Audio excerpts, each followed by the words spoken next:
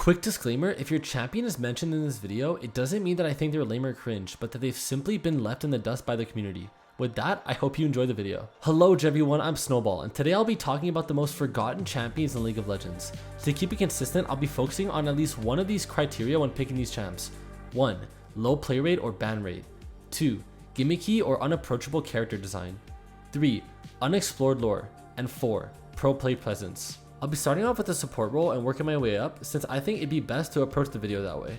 Also, please hit the subscribe button, it helps me a lot. Vel'Koz is the perfect example of a forgotten champion. When this tentacle monster released, the community seemed to love him, a very unique and cool design with fresh abilities that made him extremely fun to play. While his design hasn't changed over the years excluding his visual updates, League of Legends as a whole has definitely evolved away from him. In Season 13, there is so much mobility, cheesy mechanics, utility, and stat checking for a champion like Vel'Koz to keep up with. With his unique abilities, he has an extremely high skill ceiling with an above average skill floor that makes him unforgiving to try picking up and even to master. Even if you manage to get really good at him, his arsenal of skill shots along with being completely immobile leave him as a sitting duck in the middle of a modern teamfight. I mean, he can't even be played mid lane anymore. That's just sad, man. With an average pick rate of 3% across all ranks in every region, and the fact that there wasn't a single Vel'Koz main who ended Challenger in Season 13 Split 1, he belongs in this video. Another mid laner bullied into being a support champion, Bran has similar issues to Vel'Koz. While Bran is a little bit easier to play, he still suffers from being an immobile mage whose abilities revolve around being mid-ranged, which is hard to do safely today. I mean, how can you blame a champion for being forgotten, considering he came out when the game looked like this? And he's also never really changed much besides his visual updates. Like, he has the same 4 abilities and passive he's always had. Mage supports like Lux have a place in League because she was designed to be in that role. She has a clear identity, synergies, and weaknesses. However, Bran was not designed to be a support. How do you expect a champion who's forced into a role they weren't supposed to be played in to be in a healthy state? The fact that Bran hasn't been given any true rework is crazy. His biggest redeeming factor is his lore, being strongly connected to Ryze, who is basically the main character in League of Legends. An honorable mention in this role is Morgana. If you're lower elo, you may be thinking, Snowball, this makes no sense, she's in every game or permabanned. And you're right. While her presence in low elo seems to be flourishing, she's non-existent in high elo. If a champion is neglected in Grandmaster Plus, it typically means they're really bad. Morgana sucks at engaging, sucks at peeling, and sucks at roaming. Overall, I'd say she needs a rework. Since ADC is the most broken role, there's not many options when it comes to forgotten champions within this class, because of the fact they're always cycling every 3 months. However, there are 2 champions that are buried under the rest. Sivir is just meh. Like, it's 2023 and her kit is just outdated and boring. Okay guys, let's play a game.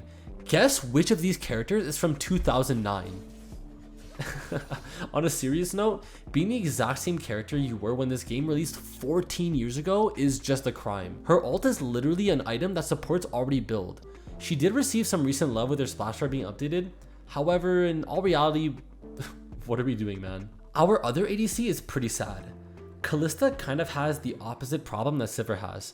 She is so unique in how she can have essentially infinite mobility by auto-attacking. Her passive was also interesting, being able to force an engage with her binded ally or saving them from a sticky situation. However, over time, she's just been hit with a lot of nerfs. So when you play her, it feels as though the risk to reward ratio is unbalanced. You already have to be an exceptionally talented player in the mechanics department to make her work at all. However, nowadays, playing Kalista versus meta champions like Kai'Sa will have you acting like this.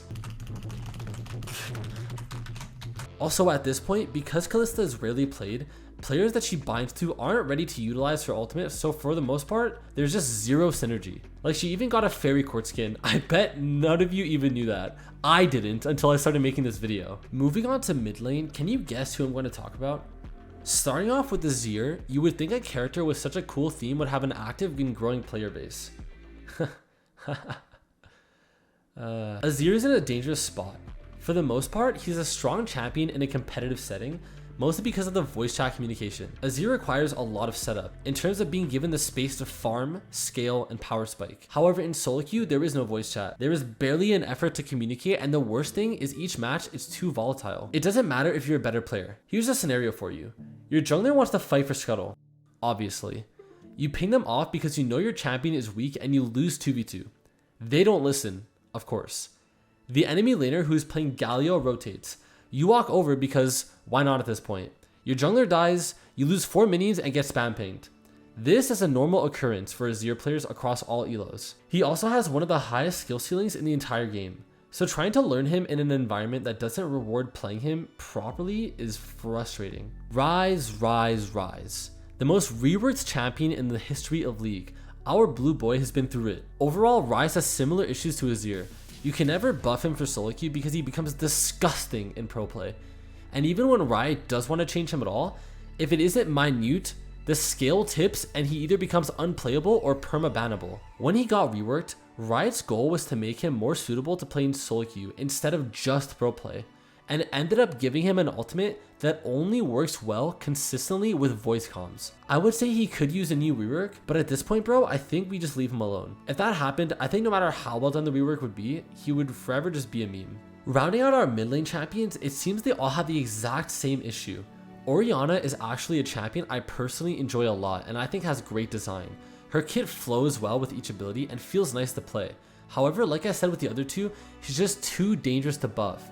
It's pretty much the same story.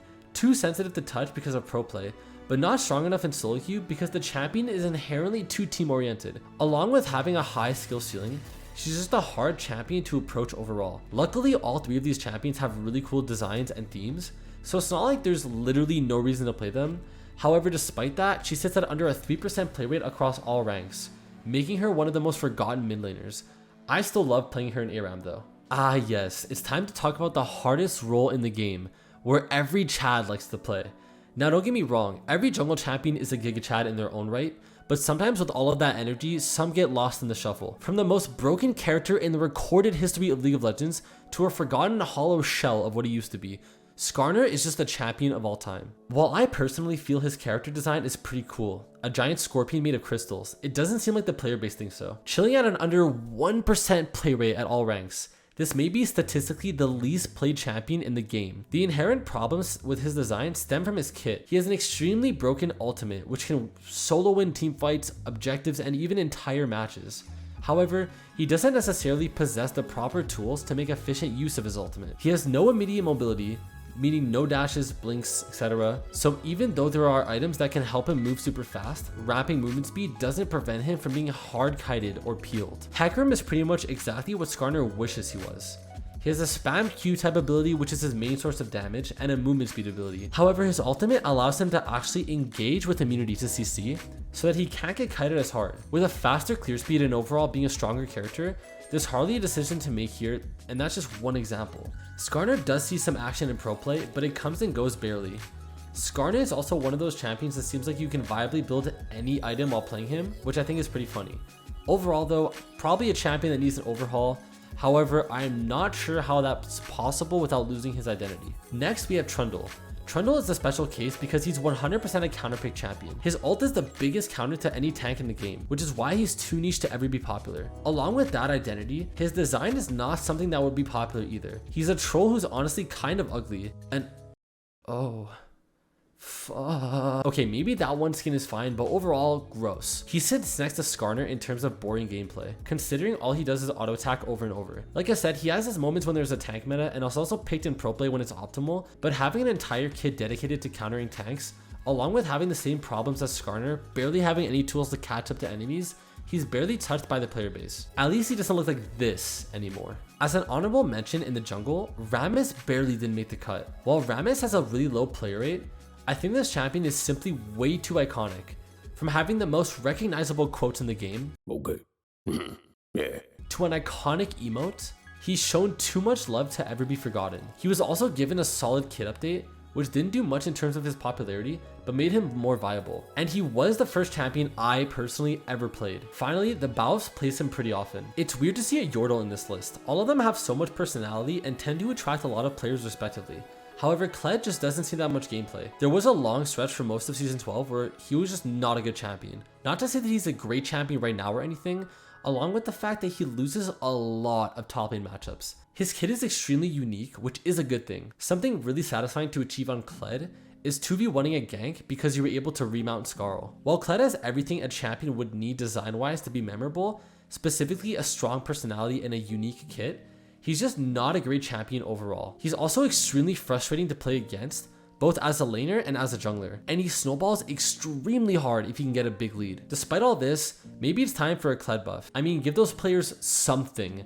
This skin, after years of waiting, was not enough. The last champion we'll be covering is Quinn. Quinn has a very weird history in terms of how her kit evolved over time. When she was released, her basic kit was the same until she ulted. When she used R, she would actually turn into Valor for duration, and all of the other abilities would change slightly to fit the melee combat that Valor had. However, this was pretty horrid. They were squishy, so basically using Valor was completely futile. When she was reworked, she was kept as more of a ranged auto attacker, which I think is good. She was also given an interesting identity that we know now as a really good roamer and pick champion. That's her issue though. A champion like Kiana has the flexibility to be able to set up really good flanks or picks with her mobility to get over walls, stealth, and crazy damage and CC. However, she doesn't need to accomplish this to be proactive. She can get the full use and satisfaction out of her kit without having very specific conditions met. However, with Quinn, that's not the case. Quinn has always had a really good win rate, usually hovering 51 to 52%. So it's not that she's a weak champion, she's just not very rewarding. Because to have that satisfaction of using her whole kit to the fullest, she needs to find angles that aren't always necessarily possible. In lower elo, people are way less likely to pay attention to the map and notice roams. So Quinn can find her picks, but being a low elo player, it's likely that the roam timers being used by the player are punished heavily because they aren't correct. There's too many variables for people to enjoy this champion, and that's why in my opinion, Quinn has been forgotten. Thanks so much for watching my video. I hope you enjoyed. Make sure to leave a like if you did, and comment some other champs you think should have been in the video. Maybe I'll make a part 2. See you next time.